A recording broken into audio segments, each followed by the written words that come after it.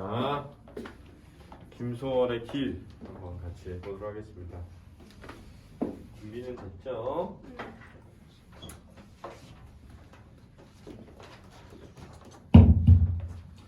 자, 원래는 자유시 서정시고요.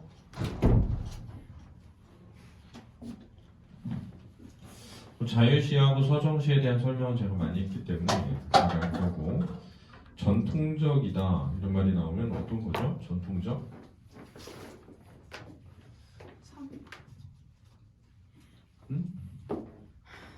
자, 민요적이란 말은 뭘까요? 민요적. 민요적이란 말. 민요적이란 말은 사음보의 운율을 지니거나 또는 삼음보의 운율을 지닐 때 우리가 민요적이라고 해요. 특히 이제 이 삼음보 운율에서 자주 나타나는 음수율이 뭐냐면 7호조의 삼음보입니다. 이게 민요조라고 하거든요. 근데 생각해보세요. 민요는 우리 문학의 전통이잖아요. 전통 가요잖아요. 노래잖아요. 그러니까 민요가 나오면 민요적이면 전통적이 되죠. 그래서 전통적이란 말은 두 가지예요. 형식에 있어서의 전통적이라는 것과 내용에 있어서의 전통적이라는 것이 있는데, 일반적으로 내용이 있어서 전통적이라고 하면 이별의 정한을 드러낼 때 우리가 내용이 있어서의 전통적이라고 합니다. 그럼 딱 보면 이 시는 형식에 있어서의 전통성을 지니고 있다라고 이해할 수 있는 거죠. 주제는 정처 없이 떠도는 나그네의 비애를 길이라는 재질로 드러내고 있고요. 감정이입이 되려면 두 가지가 있어야 되죠. 의인화되어 있어야 되고요. 동시에 화자의 정서가 들어있어야 됩니다. 그다음 평안북도 지명을 제시해서 향토적 정감을 드러낸다. 이 향토적이 되려면 세 가지가 있다 그랬죠. 하나는 사투리가 나오면 되고, 하나는 시골 지명 나오면 되고요. 그다음 시골 소재 이런 게 나오면 향토적이 된다라고 했습니다. 자, 그걸 바탕으로 이제 해보겠습니다. 어제도 하룻밤 나그네 집에 그랬습니다. 일단 어제도 세 글자죠. 하룻밤 세 글자예요.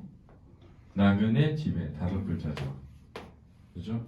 끊어읽기를 어제도 하룻밤 나그네 집에 이렇게 끊어읽거든요. 그래서 삼음보의 율격이 되겠고요. 물론 여기 6글자긴 한데 대략적으로 한 7글자로 소리 길이를 늘려서 할 수 있거든요. 그래서 7, 5조라고 하는 겁니다. 그 다음에 어제도라고 되어 있는데, 이 도라는 말은 반복이죠.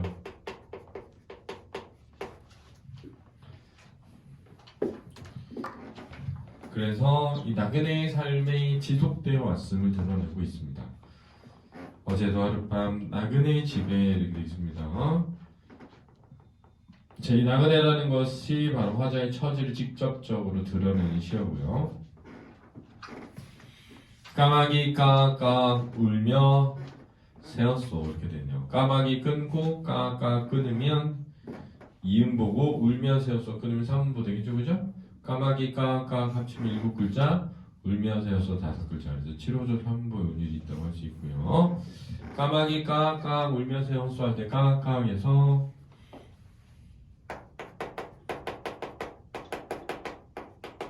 음성상지와 수익을죠. 그래서 청각적 이미지고요. 까마귀가 울며 새었다 라고 했을 때 이 까마귀의 감정이 뭐 되어 있다고요? 이입되어 있죠. 그렇죠? 울며 그랬으니까 슬픔이라고 하는 감정이 까마귀에 집어넣어져서 표현되고 있습니다. 그래서 1년은 나그네로서의 슬픈 삶을 노래하고 있죠. 나그네의 슬픈 삶. 오늘은 또 몇십리 그랬는데, 그래서 또라는 부분에서 반복을 의미하죠. 그죠? 또라는 부분에서 이것이 반복적 삶임이 드러나는 거고, 되고 몇 십리 그랬는데 이제 보통은 10리가 4km니까 몇 십리 그러면 꽤 먼 길이죠. 그죠? 고달픈 삶을 드러내고요. 어디로 갈까 그랬는데 어디로 갈까라는 말은 어디로 가야 할지 모를 때 쓰는 표현이어서 이게 의미하는 바가 그죠?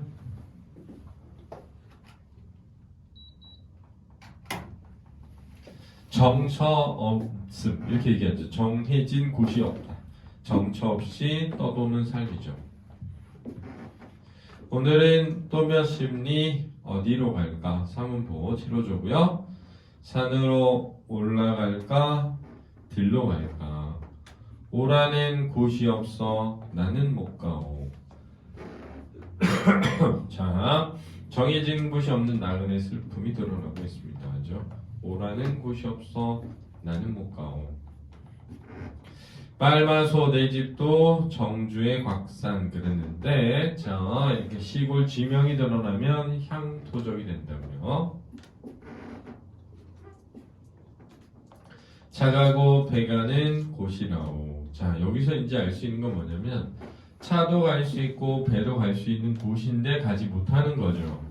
그러니까 고향을 갈 수 있지만 가지 못하는 어떤 처지에 있음이 드러납니다.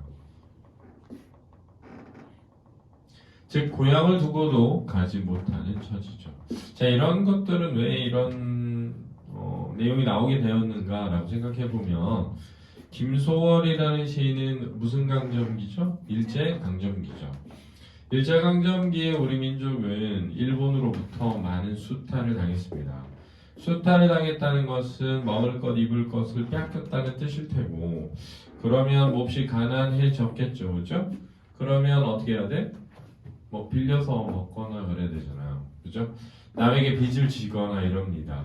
그런데 빚을 갚지 못하게 되면 결국은 야반 도주를 하게 되죠. 자, 고향을 등지고 야반 도주한 사람들 고향에 갈 수 있어요? 없어요? 없죠. 고향에 갈 수 있는 수단은 있어요. 차도 가고 배도 가죠. 물론 김소월이 야반 도주를 했다. 그런 얘기는 아닙니다. 근데 이제 그 당시에 그런 처지의 사람들이 많았기 때문에 이런 걸 이해해 볼 수 있죠. 여보서 공중에 저기러기 공중엔 길 있어서 잘 가는가? 여보서 공중에 저기러기 라고 부른 겁니다. 그래서 이게 청자가 되겠고요. 공중에 길이 있어서 잘 가는가? 말을 건네고 있죠. 그죠? 자 그러면 여기서 기러기는 잘 가고 있는 존재입니다. 따라서 여기 기러기는 객관적 상관물이지 감정이입이 될 수는 없다. 중요하죠. 그럼 그 앞에 까마귀는 객관적 상관물이면서 감정이입이 될 수 있지만 뒤에 나오는 기러기는 객관적 상관물이기는 한데 감정이입이 될 수는 없죠. 왜냐하면 화자의 처지와 뭐 되어 있죠? 대비되어 있습니다. 그죠? 대비 대조되어 있어요. 없다.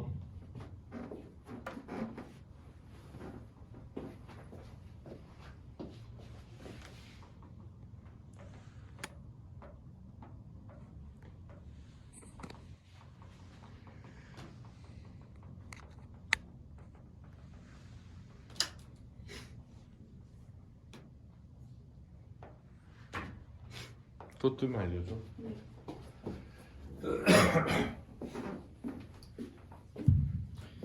여보서 공중에 저 기러기 열십자 복판에 내가 서 있소 이렇게 됐네요. 자 여기서 열십자 복판이라고 하는 곳은 그죠? 갈림길이 펼쳐진 곳이죠. 갈림길이 펼쳐진 곳이죠. 갈래갈래 갈린 길이라도 할 때 갈래 갈린 기역과 리을을 반복해서 운율을 형성하고 있고요.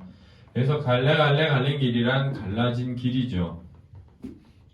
길이라도 내게 바위 갈 길은 하나 없어. 내게 바위는 전혀 갈 길이 하나도 없다라고 했으니까 가고 싶은 곳 고향은 있지만 가지 못하는 처지이고요.